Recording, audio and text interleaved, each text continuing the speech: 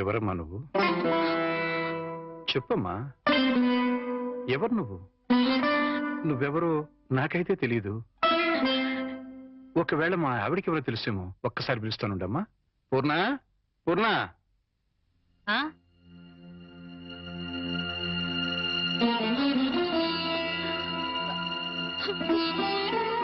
ఎవరమ్మా నువ్వు అంటే సమాధానం చెప్పడం లేదు. ఈవిడి గారు ఎవరో నీకెవరో తెలుసా?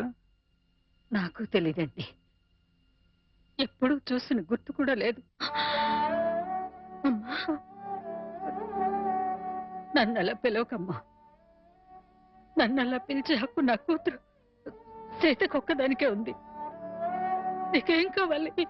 ఏమిటే చూడబోతే ఆవిడ చాలా ధనవంతురాల్లో ఉంది. ఏదో కావాలని నీ పెంకుటింటి ముందు నిలబడి అడగాల్సిన కర్మ ఆవిడకేం పట్టిందే?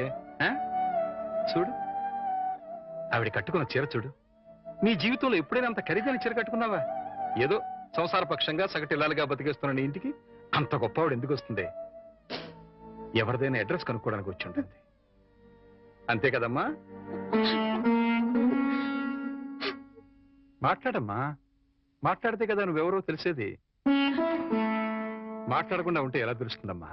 ఒకవేళ మీ దగ్గర చదువుకున్న అమ్మాయేమో, గుర్తు తెచ్చుకోండి. కాదే, నా దగ్గర చదువుకున్న వాళ్ళకి చదువుతో పాటు సంస్కారం, క్రమశిక్షణ కూడా ఉంటాయి. ఈవిడి గారిని చూస్తుంటే ఆ రెండూ ఉన్నట్టుగా లేవు. అందుకని ఈవిడ నా శిష్యులు కూడా కాదు. చూడమ్మా, మా అమ్మాయి గుడికెళ్లే టైం అయింది. నిన్ను చూస్తే మా అల్లుడికి నీకు సంబంధం ఉందని అనుమానపడే అవకాశం ఉంది. దయచేసి ఇక్కడి నుంచి తొందరగా వెళ్ళిపోమ్మా.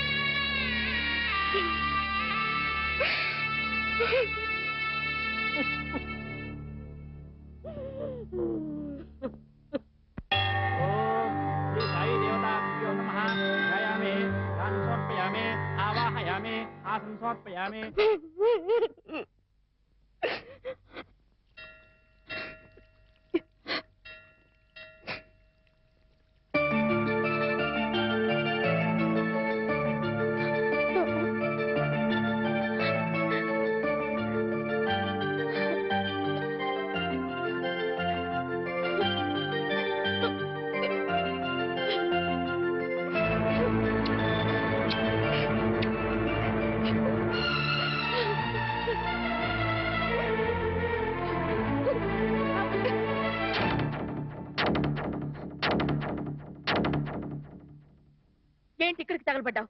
నా బాబుని ఎత్తుకుపోదావనా? మా ఆయన్ని లేపుకుపోదావనా? నా ఇంటికి వచ్చినా మా వారితో మాట్లాడినా నరికి పోగులు పెడతాను. సీతన్న మాట కాస్త వింటావా? ఏంటే నీ మాట వినేది?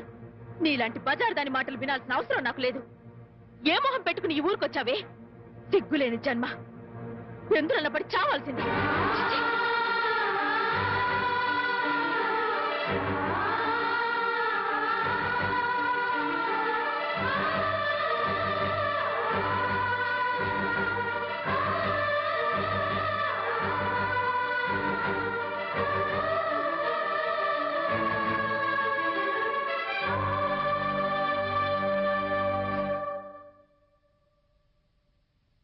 వాణి, వాణి, నువ్వు మా ఇంట్లో ఉన్నావని తెలిసి మీ అమ్మ నాన్న వచ్చారు. లోపలికి రమ్మని ఎంత పిలిచినా రావట్లేదు. నీతో మాట్లాడి వెళ్తామని బయటే నుంచున్నారు. నువ్వు వెళ్ళి మాట్లాడిరా.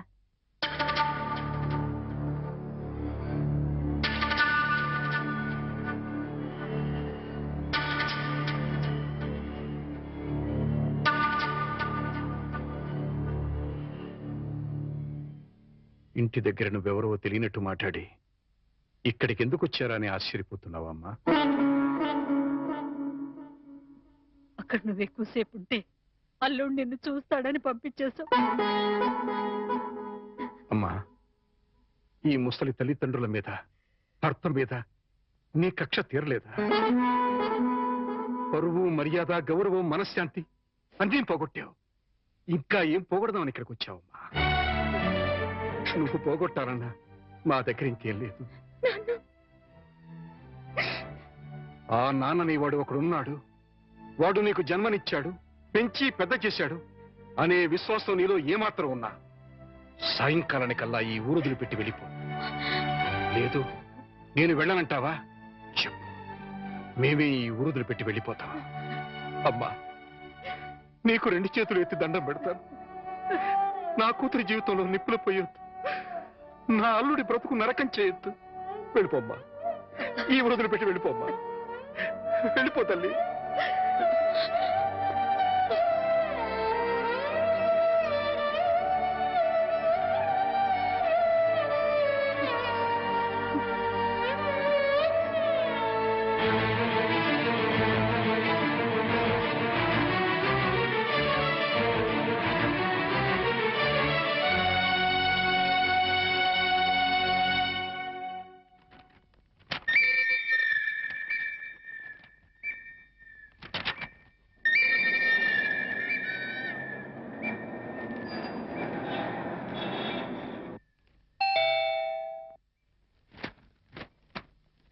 ఎవరు?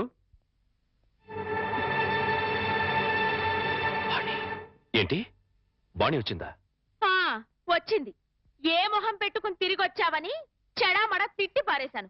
అంతేకాదు, ఏం మహాతల్లి మా ఆయన లేపుకుపోదామని వచ్చావా అని అడగాల్సిన 4 మాటలు అడిగి దులిపి పారేశాను. సరే సరే, అసలు ఎందుకు వచ్చిందో అడిగావా? ఆవిడ గారు ఎందుకొస్తే మాత్రం నాకెందుకని అడగలేదు. నీకు బుద్ధుందా? ఎన్నేళ్ల తర్వాత వచ్చిందంటే పాపం ఏదో కష్టం ఉంటే వచ్చుంటుంది. ఎందుకు వచ్చిందో, ఏ పని మీద వచ్చిందో కనుక్కోకుండా పంపించేస్తావా? ఇది మరీ బాగుంది.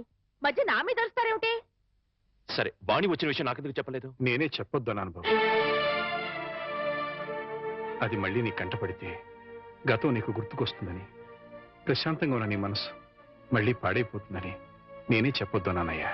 మామయ్య, పోనీ వాణి ఎక్కడుందో తెలుసా? మా ఇంట్లో ఉంది. ఇంతకు మునిపే మా ఇంటికి వచ్చింది. ఎప్పుడు కళకళలాడుతుండే ఆ మొహంలో కళాకాంతులు లేవు. మనసులో పశ్చాత్తాపం, మాటలో పశ్చాత్తాపం, ముఖంలో పశ్చాత్తాపం. తను చేసిన తప్పును తలుచుకుని కుళ్ళి కుళ్ళి ఏడుస్తోంది.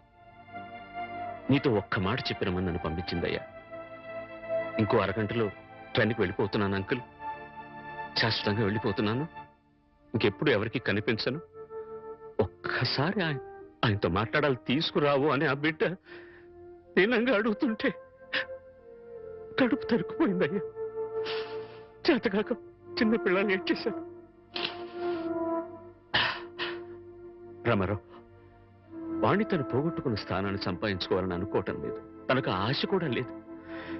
కేవలం నిన్ను కలుసుకోవాలని, మాట్లాడాలని తపన. మళ్ళీ జీవితంలో అవకాశం వస్తుందో రాదోనన్న ఆరాటం. అమ్మను కానీ, నాన్నను కానీ, కనీసం తన కన్న బిడ్డను కానీ చూడాలనుకోవటం లేదు. కేవలం నిన్ను చూడాలనుకుంటుంది, నీతో మాట్లాడాలనుకుంటుందయ్యా. ఆలోచించుకునే వ్యవధి లేదు రామారావు. అమ్మాయి వెళ్ళిపోవడానికి టైం అయిపోతుంది. నువ్వు తనను క్షమించినా క్షమించకపోయినా పర్వాలేదయ్యా. ఆ అమ్మాయి క్షమించమని నిన్ను ఒక్కసారి అడగడానికి అవకాశం ఇవ్వు రామారావు. Please please. సీత, నేను వాణితో మాట్లాడుస్తాను. ఆగండి ఒక్క నిమిషం.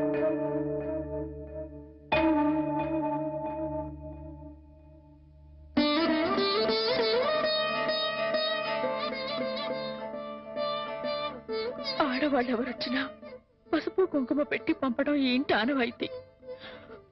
ఆవిడ మీకు చేసిన ద్రోహం గుర్తొచ్చి కడుపు మండి తిట్టొచ్చాను. ఈ చీర పెట్టి వీడుకోలు చెప్పిరండి.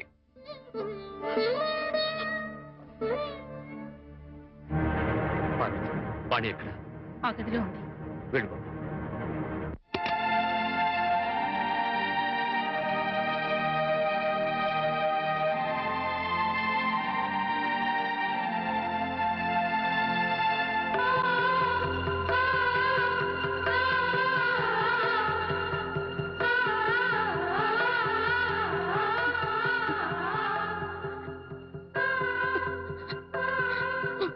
వాణి, బాగున్నావా?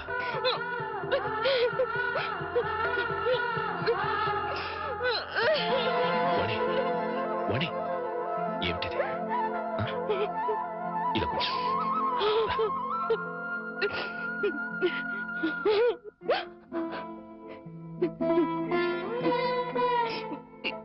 ఏమండి, మీతో ఎంతో మాట్లాడాలని ఉందండి, కానీ ఇప్పుడు నాకు టైం లేదు. నేను చెడిపోలేదండి, ఒట్టండి. ఎవరు నమ్మినా నమ్మకపోయినా నాకు అనవసరం. మీరు ఒక్కరు నమ్మితే నాకు అదే చాలండి. నమ్ముతున్నారు కదా? నమ్మకపోతే నిన్ను చూడటానికి వచ్చేవాడినే కాదు. చాలండి, ఇప్పుడు నాకెంతో తృప్తిగా ఉంది. ఏమండి, ఎవరూ లేని ఒంటరి దాన్ని అయిపోయానండి. వెళ్లే ముందు ఒక్కసారి మీ ఒళ్ళో పడుకుని నాకు మీరున్నారనే తృప్తితో వెళ్ళిపోతానండి. ఒప్పుకుంటారు కదా?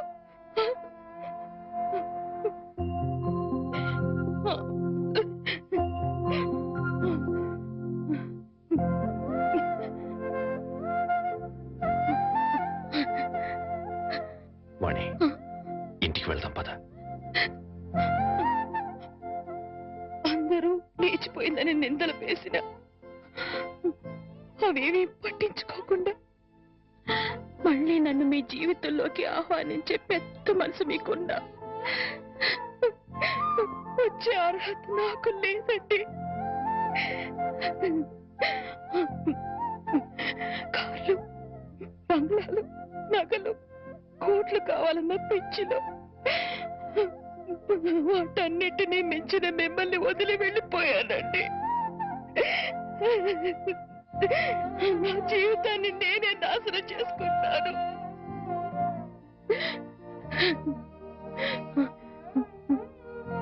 మళ్ళీ ఇంకో జన్మంటూ ఉంటే మీ భారీగానే పుడతానండి.